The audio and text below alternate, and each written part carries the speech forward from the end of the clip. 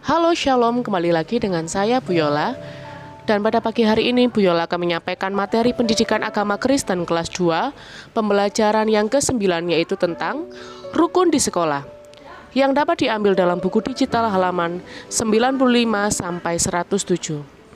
Adapun referensi Alkitab untuk menunjang materi pembelajaran 9 diambil dalam kitab Matius pasal yang ke-5 ayat yang ke-9. Matius pasal yang ke-9 ayat yang ke-50. Galatia pasal yang ke-5 ayat yang ke-22 sampai 23. 1 Timotius pasal yang kedua ayat yang kedua.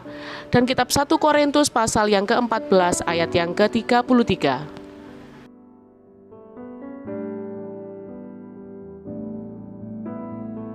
Namun, sebelum kita memulai pelajaran pada pagi hari ini, kita serahkan segala sesuatunya ke dalam tangan Tuhan, agar Tuhan senantiasa ikut campur dalam setiap kegiatan kita. Mari kita lipat tangan, tutup mata, tirukan Bu Yola berdoa. Tuhan Yesus, terima kasih. Tuhan sudah memberkati kehidupan kami. Tuhan, sebentar lagi kami akan melaksanakan pelajaran agama Kristen. Tuhan berkati kami dan juga guru yang akan mengajar kami. Terima kasih Tuhan, hanya di dalam nama Tuhan Yesus kami sudah berdoa. Haleluya, amin. Matius 5 ayat yang ke-9. Berbahagialah orang yang membawa damai, karena mereka akan disebut anak-anak Allah. Tuhan menghendaki kita supaya kita membawa kerukunan dan damai. Kita adalah anak-anak Allah, maka kita harus membawa damai. Membawa damai artinya adalah kita harus bisa menciptakan suasana damai dengan sesama.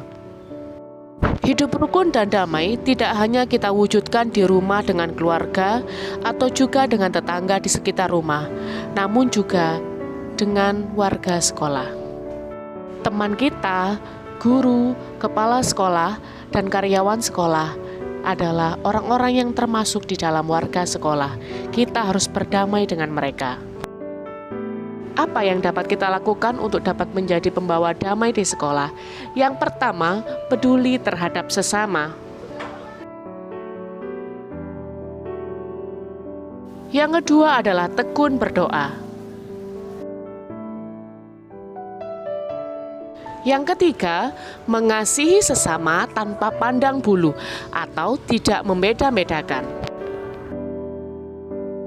Yang keempat, menjadi teladan atau contoh yang baik. Yang terakhir, menjadi pribadi yang rendah hati, sabar, dan juga pemaaf. Dalam kitab Markus pasal yang ke-9 ayat yang ke-50, garam memang baik, tetapi jika garam menjadi hambar, dengan apakah kamu mengasinkannya? Hendaklah kamu selalu mempunyai garam dalam dirimu dan selalu hidup berdamai yang seorang dengan yang lain. Tuhan Yesus menghendaki kita supaya kita dapat menjadi garam dunia. Apa artinya kita dapat menjadi garam dunia? Artinya adalah kita harus dapat memberikan pengaruh yang baik terhadap sesama kita dimanapun kita berada.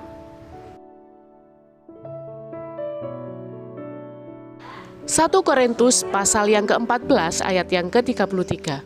Sebab Allah tidak menghendaki kekacauan, tetapi damai sejahtera. Anak-anak Allah juga harus bisa berbuah bagi kemuliaan Tuhan. Rasul Paulus mengajarkan dalam kitab Galatia pasal yang ke-5 ayat 22 sampai 23, yaitu mengenai buah roh. Apa saja buah roh? Mari kita simak video berikut ini.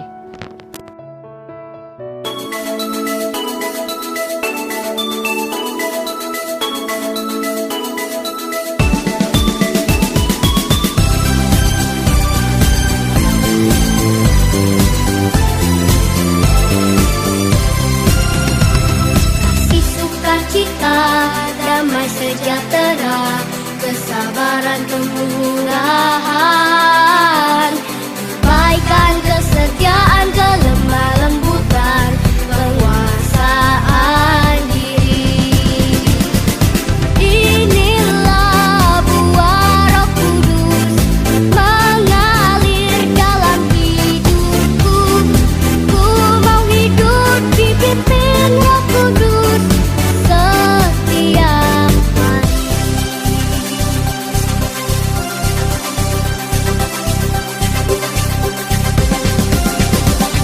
Kasih, sukacita, damai sejahtera, kesabaran, kemurahan, kebaikan, kesetiaan, kelemah lembutan, penguasaan diri. Inilah buah Roh Kudus mengalir dalam hidupku. Ku mau hidup dipimpin Roh Kudus setiap hari.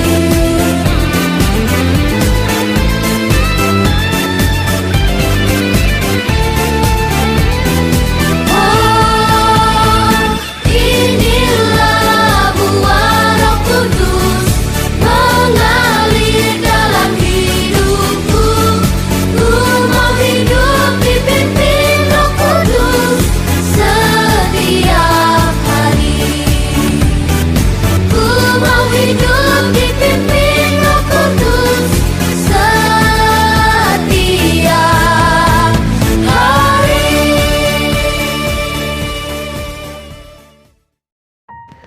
Demikian materi pembelajaran kelas 2, pembelajaran yang ke-9. Mari kita serahkan segala sesuatunya ke dalam tangan Tuhan, agar Tuhan memberikan pengertian yang lebih kepada kita. Mari kita lipat tangan, tutup mata, tirukan Buyola berdoa. Tuhan Yesus yang baik, terima kasih Tuhan sudah memberkati kehidupan kami. Tuhan, terima kasih Tuhan sudah memberikan pengajaran kepada kami tentang hidup rukun di sekolah.